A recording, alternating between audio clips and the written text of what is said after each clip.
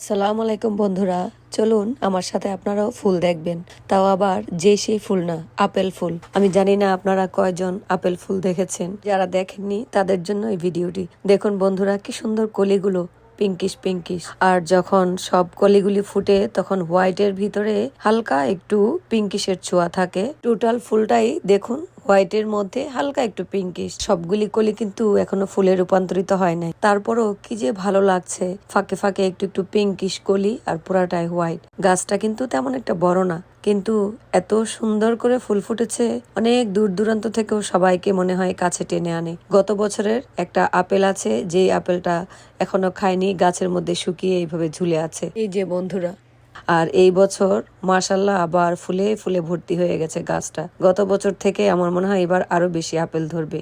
আর আমি যেরকম ব্যস্ত ভিডিও করে আপনাদেরকে দেখানোর জন্য, তেমনি এখানে ব্যস্ত হচ্ছে হানিবিরা ফুল থেকে মধু নিতে আসছে। তারা খুবই বিজি, এই ফুল থেকে ওই ফুল, ওই ফুল থেকে এই ফুল, ঝুলে ঝুলে মধু খাচ্ছে। চলুন বন্ধুরা, একটু ক্লোজ ক্যামেরায় তাদের এই মধুর সংগ্রহটা দেখাচ্ছি। এই যে দেখুন, তারা কত ব্যস্ত। আমার ভয়ই লাগছে কখন আমার গায়ে হুল ফুটিয়ে দেয়। আল্লাহ তাআলার এত সুন্দর সুন্দর সৃষ্টির মধ্যে মানুষকে আল্লাহ সর্বশ্রেষ্ঠ করে সৃষ্টি করেছেন। আর মানুষের সুযোগ সুবিধার জন্যই প্রকৃতি সৃষ্টি করেছে, এবং প্রকৃতির এত সুন্দর সুন্দর জিনিস। বিশেষ করে আমাদের এই আমেরিকাতে যখন সামারের আগে যখন স্প্রিং টাইম থাকে, স্প্রিং টাইমটায় এত সুন্দর লাগে বন্ধুরা। চারিদিকে ঘাস ফুল হতে শুরু করে, প্রত্যেকটা গাছে গাছে নতুন পাতা জন্মায়, চারিদিকে ফুল ফুল আর ফুল।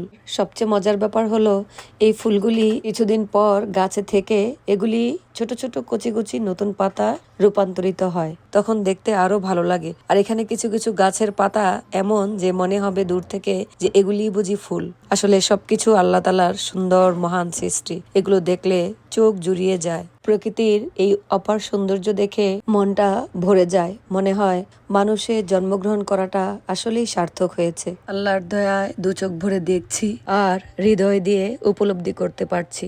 আলহামদুলিল্লাহ। ফুল প্রকৃতি কে না ভালোবাসে বলুন। আপনারা কে কে আপেল ফুল আগে দেখেছেন প্লিজ আমাকে কমেন্টস করে জানিয়েন। আর আপনাদের এই ভিডিওটি কেমন লাগলো আমাকে তাও জানাবেন। বন্ধুরা, এটার একটা খারাপ দিকও আছে। যাদের পোলেন অ্যালার্জি আছে, এই সময়টায় ফুলের রেণুগুলি যখন ঝরে ঝরে পড়ে তখন তারা খুব সিক হয়ে যায়, তাদের অ্যালার্জি বেড়ে যায়। একদিকে ফুলের সৌন্দর্য আর অন্যদিকে সিকনেস, এটাই আসলে জীবন। কথায় আছে, যারা ফুল ভালোবাসে না তারা মানুষ খুন করতে পারে। ভালো থাকবেন, ভালো রাখবেন। আল্লাহ হাফেজ।